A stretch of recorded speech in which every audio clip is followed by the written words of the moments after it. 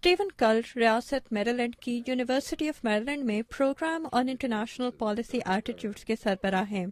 Washington के think tank Middle East Institute में मिस्र के सियासी मुस्तकबिल के बारे में पेशगोई करते हुए उन्होंने मिस्र में गुज़श्ता 5 साल के अरसे में जमा किए गए राय आमा के जायज़ों के नताइज का सहारा लिया। 83% say that democracy is a good way of governing this country.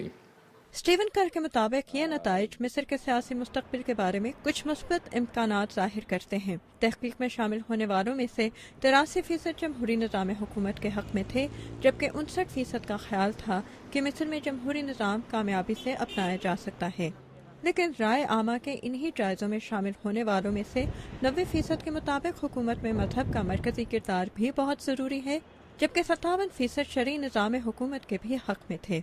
मिस्र के शहरियों का रुझान जमहूरी निज़ाम हुकूमत, इंसानी हुकूक और आज़ादी की तरफ है। वो चाहते हैं कि हुकूमत को तश्कील देने में अवाम का ज्यादा बड़ा किरदार हो। उन्होंने ये बहुत वाज़े तौर पर कहा है।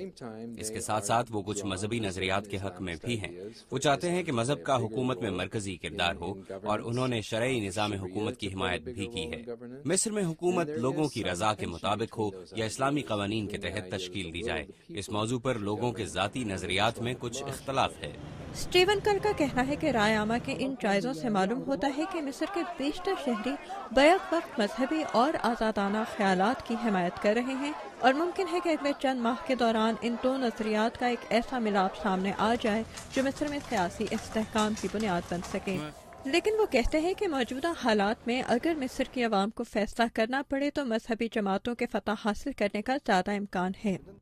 साबिक सदर हुस्नी मुबारक ने हिज़्ब इख्तलाफ की सरगर्मियों का खात्मा कर दिया था, जिसकी वजह से मिस्र में हिज़्ब इख्तलाफ ने कभी तरक्की नहीं की। और स्टीवन कल के मुताबिक राय आमा के जायज़ों में जब मिस्र के शहरियों को कानून साजी के लिए ज़रिया कानून का इंतखाब करने को कहा गया तो 67% अफराद ने शरिया को मुंतखब किया। I think you're going to see some role for Islam in governance. It's not going to be an either. मैं समझता हूँ कि हम मिस्र के निज़ाम हुकूमत में मजहब का कोई न कोई किरदार जरूर देखेंगे।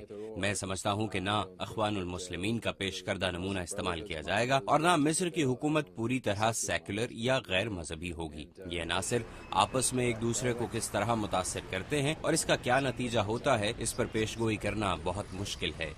लेकिन यूनिवर्सिटी ऑफ मेरीलैंड के ही एक दूसरे प्रोफेसर और वाशिंगटन के थिंक टैंक ब्रुकिंग्स इंस्टीट्यूशन से मुंसलिक माहिर शिबली तलहामी कहते हैं कि मिस्र में निज़ाम हुकूमत जो भी तय पाया और इसके तहत जो पार्टी भी इख्तिदार में आई, लेकिन मिस्र की खारजा और दाखिली पॉलिसियों में कुछ ऐसी तब्दीलियां जरूर वाक़ होंगी जिनका किसी एक पार्टी या ग्रुप के मौक़िफ़ से ताल्लुक नहीं होगा। इन्होंने मिस्र और इसराइल के ताल्लुकात की मिसाल पेश करते हुए कहा,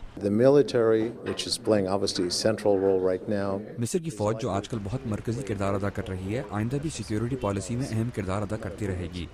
मिस्र की फौज जंग नहीं बल्कि इस्तेहकाम की ख्वाहिशमंद है, तो मैं नहीं समझता कि पॉलिसी में इतनी बड़ी कोई तब्दीली वाक़ होगी।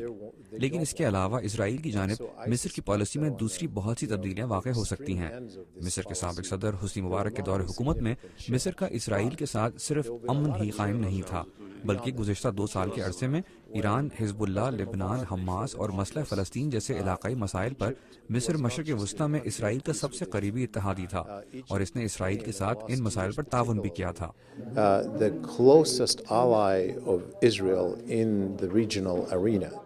तलहामी समझते हैं कि इस नए दौर में मिस्र के सियासी मंजर में अवाम की ख्वाहिशात का ज़्यादा अहम किरदार होगा। वो कहते हैं कि इसकी वजह से न सिर्फ मशरिक़ वस्ता के दूसरे मुल्कों के साथ मिस्र के ताल्लुकात बदल सकते हैं, बल्कि मशरिक़ वस्ता में गैर इलाक़ाई हुकूमतों की सरगर्मियों की नौयत में भी तब्दीली आ सकती है। Amina Khan, Urdu VOA, Washington.